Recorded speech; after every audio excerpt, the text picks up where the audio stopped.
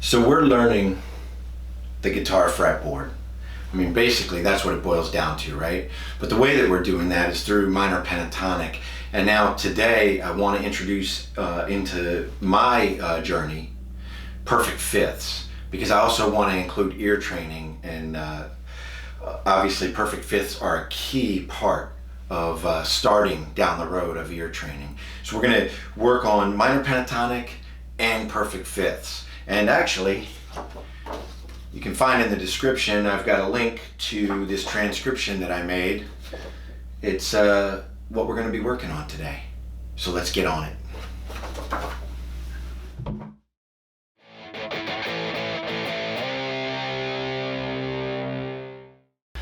All right, before we jump into perfect fifths on the guitar and how they're going to help us, first I want to touch base on the minor pentatonic and where we stand with that.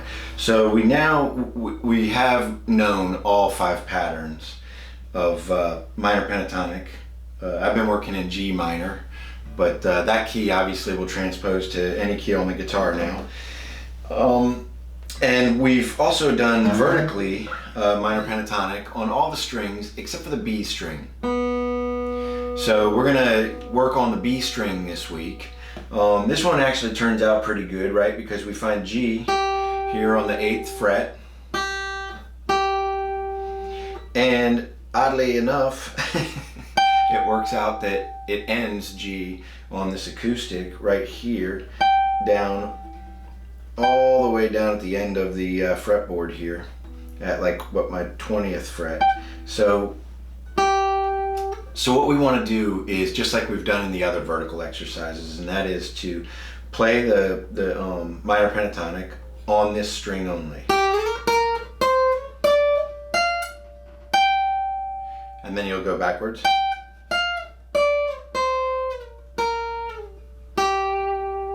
And remember to sing the scale degree and the note name.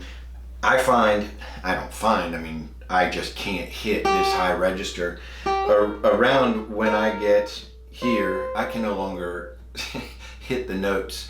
So what I like to do is sing an octave down when I'm doing those notes. The other thing that we're going to do, and this is a fun time for me because this is something we haven't done yet, but I talked about it in the first episode, and that is, for lack of a better word, a snake around the fretboard. So what we're going to do is, or zigzag, we're going to take this pattern 1, we're going to go down it, and then we're going to shift over to pattern 2, and we're going to go up pattern 2. Then we'll shift over and go down pattern 3, and I'm saying those backwards. Daggone it. Up pattern 3, and then we'll shift over here and we'll go down pattern 4, and then we'll shift over here and go up pattern 5. And then once we get over to here, we're going to then turn around and go backward, because these are the directions that we haven't gone yet, and we'll go down on pattern 5, shift up on pattern 4, shift up, and continue doing that until we end up back at pattern 1 on our root. So I'll give you an example of what I'm talking about here. It's going to look something like this.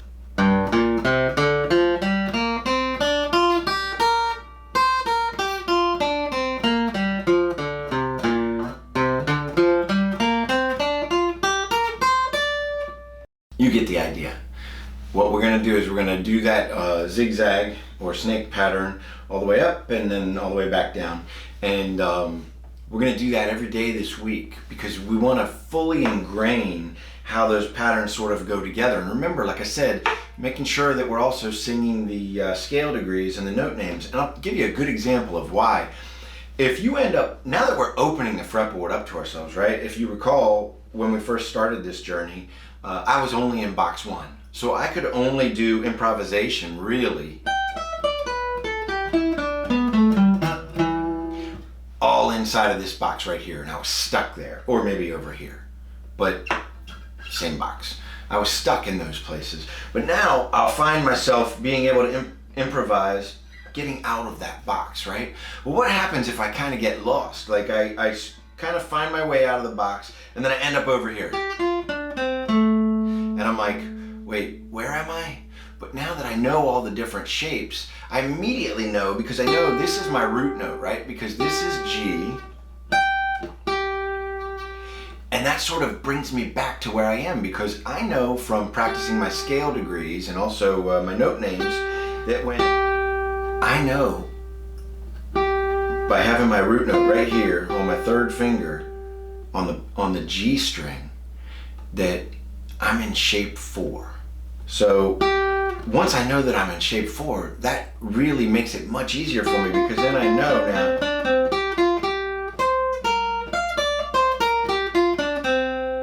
now where everything is around me. So in the past, I would get lost over there. If I stepped outside of box 1, I would get lost. And now I can kind of find my way back to where I am, right in the middle of improvising, and that's pretty awesome. So that's the power of sort of practicing all of them together outside, and also knowing them vertically. But that's enough about minor pentatonic. That's what we'll be working on this week for minor pentatonic. But the real point of today's lesson was to go over this sheet that I've made. I've long been trying to figure out a simple way to kind of work on my ear training. I say simple, but this is pretty jam-packed.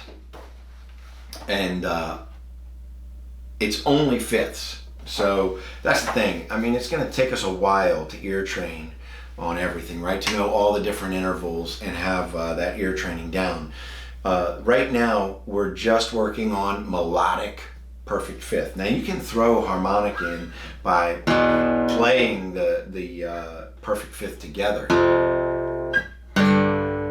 But with this sheet, we're not doing that. I haven't done that because I'm just at the beginning of learning the perfect fifth. So what the sheet does, and you'll see I've put a header on there, or a little title in the beginning of each bar telling you which perfect fifth we're working on. However, here's the caveat. This is kind of a crutch. This is just a cheat sheet. This should only be used in the beginning to get us familiarized with what the heck we're doing, because I mean, there's an awful lot of stuff here. Once you're familiar with it, this is the way I'm going to do it. I don't want to use that sheet, because I want to ingrain and memorize the note names of the perfect fifths all over the guitar. And the main reason for that is, I mean, if you think about it, fifths come into everything, right?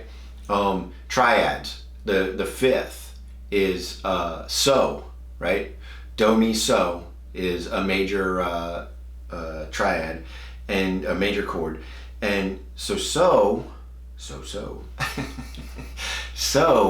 is the fifth position. And I don't know, I may be stepping outside of the boundaries of where our music theory is at this stage, but I think everybody understands that a major chord is made up of 1, 3, 5. 5 is a perfect fifth from the root. So by knowing that perfect fifth, we also know the key components of a major chord. Same thing with most Western scales and modes. Almost all of them have a fifth right near the middle. Truly the middle is the tritone, right? The devil's chord, or devil's note. But that fifth is pretty much right in the middle of every scale that you're ever going to learn. And I mean, there's in harmonic minor and stuff in Locrian and things like that you're going to hit on later on that it won't be in. But then there'll be a flatted fifth, so you will be knowing the tritone, which is just a half step right off of that fifth. So knowing that fifth is even powerful for those ones. It's also just really powerful in general, because as we're learning the fretboard, right, one of the tricks that we use to know the fretboard, or that I do at least, is I know the octave, right? So I know if this is an A, right, the fifth fret of the E string, I know that this is an A as well, because it's an octave, and I know that shape of an octave, and I know that sound of an octave. By the way, it's probably the prettiest sound in music. The second prettiest sound in music is the perfect fifth, and that's another reason to know it. So this will help us move around the fretboard, because knowing fifths all over the fretboard, if we know a bass, a root note, we then know the fifth of that note because of exercises like this. And then obviously I can't express the importance of ear training more, but it's key to everything that we're doing. So now I'll just give you an example. I mean, there's really nothing to this. I've included this music sheet, or sheet music, which includes tablature, by the way, because I prefer tablature, especially on the guitar, because then it tells me, because there's multiple places you can play a note on the guitar, right? And I prefer like this. On regular sheet music, that's the same note. But on tablature, it tells me that I'm playing it up here on the 12th fret of the E string, as opposed to the 7th fret of the A string. So that's why I prefer tablature. Enough about that. Anyway, here's how it goes. You're just going to read it, and you're going to sing the note. Bear with me again, because like I say, my vocals aren't the greatest.